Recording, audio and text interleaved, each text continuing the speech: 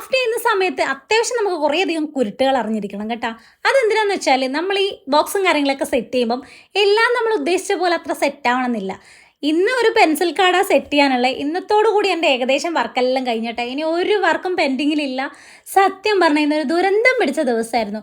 രാവിലെ ഇൻസ്റ്റാഗ്രാം തുറക്കുമ്പോൾ വാട്സപ്പ് തുറക്കുമ്പോൾ ഏറ്റവും കൂടുതൽ കണ്ട മെസ്സേജ് ഓർഡർ ക്യാൻസലായി എന്നുള്ളതാണ്. ഈവിളായാലും നിനക്ക് വലിയ വിശ്വാസമില്ലാത്തതുകൊണ്ട് ഞാനത് വിശ്വസിക്കാൻ ഇഷ്ടപ്പെടുന്നത് എൻ്റെ വർക്കിലൊന്നും ഇഷ്ടപ്പെടാത്തതുകൊണ്ടായിരിക്കും. ഇറ്റ്സ് ഓക്കെ, നമുക്ക് എല്ലാം എപ്പോഴും പോസിറ്റീവ് ആയിരിക്കണം എന്നൊന്നുമില്ലല്ലോ. എന്നാലും ഞാൻ ഈ ദുരന്തം പറഞ്ഞുകൊണ്ടേയിരിക്കും. അങ്ങനെ നമ്മൾ വീട്ടിൽ നിന്ന് ഇറങ്ങി ചിസ്തിയിലെത്തുമ്പോഴത്തേക്ക് മാരി വാവ്, ഇങ്ങനെ മഴ പെയ്യുന്ന ഞാൻ ഒരിക്കലും വിചാരിച്ചില്ല. ബസ് കയറി പോകുമ്പോഴത്തേക്ക് വാവ് വാട്ടേ വെയിൽ, എന്തെല്ലാം കാലാവസ്ഥയുണ്ട് അമ്മോ, ഓന്തുപോലെ ഇത്ര സ്പീഡിൽ മാറൂല എന്ന് വേണമെങ്കിൽ പറയാം. അങ്ങനെ നമ്മൾ പതിവ് പോലെ അതിമനോഹരമായ കുറേ കാഴ്ചകൾ കണ്ട് കണ്ട് കണ്ട് തളിപ്പറമ്പിലേക്ക് പോകുന്നത് ഹോസ്പിറ്റലിലേക്ക് കേട്ടാ. എനിക്ക് കുറേ ദിവസങ്ങളായിട്ട് ചെറിയ ചെറിയ പ്രശ്നങ്ങളുണ്ടായിരുന്നു. PCOD എന്ന് പറഞ്ഞൊരു ഹോർമോൺ വേരിയേഷനാണ് ശരിക്കുള്ള പ്രശ്നം. അതിനുവേണ്ടി കുറേ കാലമായിട്ട് മെഡിസിൻ എടുക്കുന്നുണ്ട്.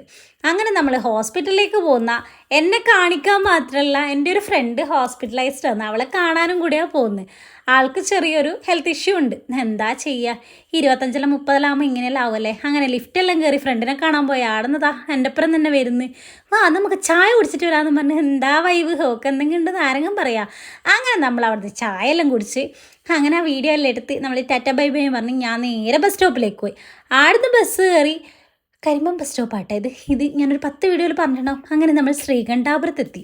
ഇനി നിങ്ങൾ വിചാരിക്കും ഞാനിവിടെ ഇറങ്ങുന്നത്. ഇല്ല, ഞാനിന്ന് ഇറങ്ങുന്നില്ല, ഞാൻ നേരെ വീട്ടിൽ പോകുന്നു, എനിക്ക് കഴിയുന്നില്ല, എന്താ ചെയ്യുക. അങ്ങനെ ഒരുപാട് ട്രാവൽ ചെയ്ത ദിവസങ്ങളിൽ ഞാൻ നല്ലോണം ഹെയറിൽ ഓയിൽ അപ്ലൈ ചെയ്യട്ടോ. ഇതൊരു വീഡിയോ ആയിട്ട് ഇവിടെ പറയാനുള്ള കാരണം, ഞാനിപ്പോൾ പുതിയതായിട്ടൊരു ഹെയർ ഓയിൽ യൂസ് ചെയ്യുന്നുണ്ട്. അതിൻ്റെ റിവ്യൂ ഞാനൊരു 1 വീക്ക് കൊണ്ട് കറക്റ്റ് നിങ്ങൾക്ക് പറഞ്ഞു തരും. എന്തായാലും എനിക്ക് ഭയങ്കര അടിപൊളിയായിട്ട് ഫീൽ ചെയ്ത കാരണം എന്ന് വെച്ചാൽ, നല്ല ഡ്രൈ ആയിരിക്കുന്ന ഹെയറിൽ നല്ലോണം ഓയിൽ അപ്ലൈ ചെയ്ത് ഇങ്ങനെ വെക്കുന്ന സമയത്ത് നല്ല സോഫ്റ്റ് ആവാൻ നമുക്ക് നന്നായിട്ട് ഹെൽപ്പ് ചെയ്യും. അതായത് മോയ്സ്ചർ നഷ്ടപ്പെടാണ്ടിരിക്കും ഹെയറിൻ്റെത്.